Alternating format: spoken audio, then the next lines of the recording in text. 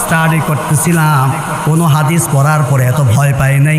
এই হাদিসটা পড়ার পরে যেই ভয়টা আমি পেয়েছি, হাদিসটা যখন পড়ি আমার শরীরের পশমগুলা সোজা হয়ে দাঁড়ায় গেছে, একটা ঝাঁকুনি মেরেছে। কত ভয়ঙ্কর কথা শুনেন। আল্লাহর হাবিব বলছেন, 1 দিরহাম সুদ খেলে 36 বার গুনার জিনার গুনাহ তার আমলনামা দেওয়া হবে।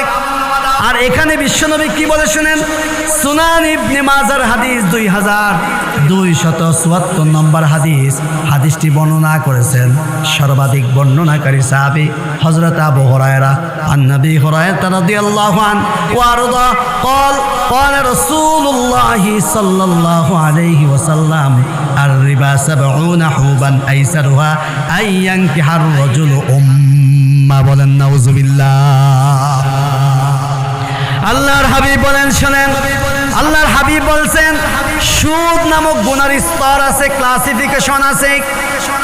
সুদ নামক গুনার 70টি স্তর রয়েছে।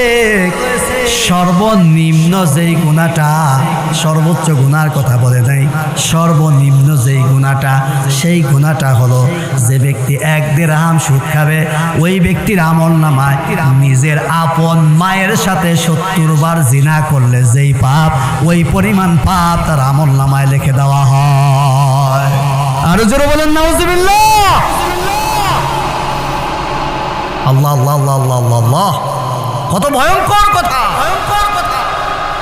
এই মাদারীপুরে কোনো এক যুবক যৌবনের তাড়নায় কোনো এক আমার কলিজার বোনকে দর্শন করেছে। সমাজের লোকেরা আওয়াজ দিল, চলো তাকে ধরো, এর শাস্তি তাকে পেতেই হবে। তাকে যেখানে পেয়ে গেল আঘাত করতে করতে করতে করতে একটা সময় দেখা যায় ওই যুবকটা দুনিয়ার থেকে বিদায় হয়ে যায়, ঠিক কিনা? আন্দোলন হয়, দর্শনকারীর ফাঁসি আমরা প্রকাশ্যে চাই, কিন্তু এই সমাজে সুদ নামক 70 বার মায়ের সঙ্গে জিনা করেছে, ওই জিনাখোরের বিরুদ্ধে কোনো কথা নাই সমাজে, কথা বলেন ঠিক কিনা?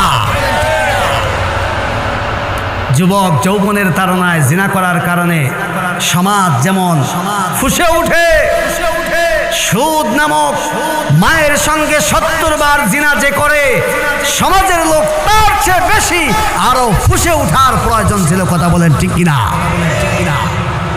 যদি উঠতো তাহলে এই সমাজ সুদ নামক ভয়াবহ পাপ থেকে এই সমাজ বেঁচে যেত, এই জমিন বেঁচে যেত। আসমানি গজব, দুনিয়াবি গজব কেন আসে? এগুলো আমাদের হাতের কামাই।